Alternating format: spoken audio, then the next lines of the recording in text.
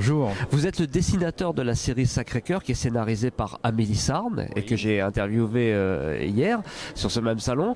Alors, il y a un truc qui est tout à fait particulier dans votre investissement dans le dessin, c'est que vous fabriquez les objets que vous allez dessiner par la suite. Comment ça se passe exactement? C'est ça. En fait, dans les aventures de Sacré-Cœur, le petit personnage que l'on a créé, c'est un petit garçon qui est bricoleur et qui chasse des fantômes, des momies, des loups-garous. Alors évidemment, comme ces créatures n'existent pas, à part dans l'imaginaire, pour penser aux appareils qu'il va pouvoir utiliser, qui n'existent donc pas, il faut bien que je les crée à un moment donné. Alors plutôt que de les créer juste en dessin, c'est très compliqué pour moi juste d'imaginer comment va tourner la machine. Je préfère la créer en vrai, donc je chine beaucoup sur les vide-greniers, tout un tas de matériel qui me permettent après de le dessiner, de bien le comprendre. Je me mets à la place du héros finalement, quoi, voilà.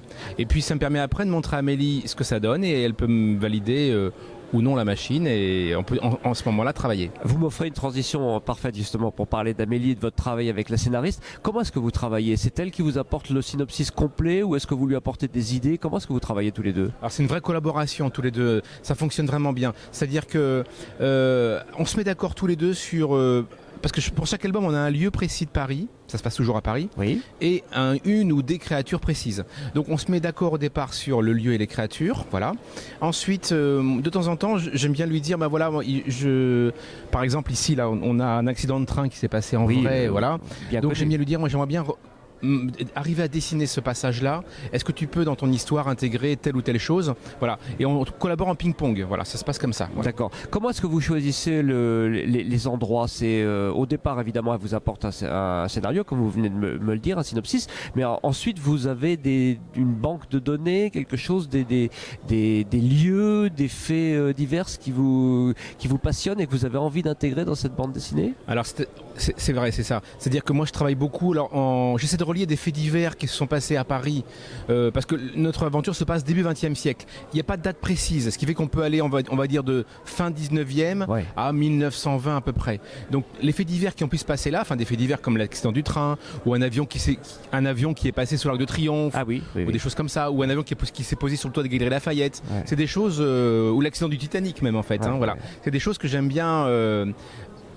pour lesquels je me documente et après que l'on peut parsemer un petit peu dans notre album. Voilà. Alors combien il y a eu d'albums déjà? 6 je crois ou 7, non? C'est ça, il y en a 6 de Paris jusqu'à présent. Est-ce qu'on peut lever le voile un petit peu sur le 7e? Oui, tout à fait. Justement, même dans l'exposition ici, il y a quelques images du prochain. Le prochain, ça se passera donc toujours à Paris, bien sûr.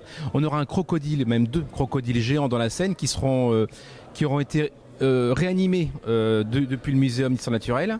Et ça se passera pendant les grandes inondations de Paris en 1910. Ah voilà. D'accord, donc à chaque fois il y a un côté historique et les enfants qui lisent ces histoires-là se raccrochent un petit peu à l'histoire de Paris aussi. C'est ça, en fait, c'est-à-dire que les enfants pour la plupart ne connaissent pas ces histoires, du coup pour eux c'est juste spectaculaire, mais les parents qui vont lire nos albums, eux vont dire je connais ça effectivement, voilà, donc du coup on essaie de relier parents et enfants sur la lecture à ce moment-là, quoi.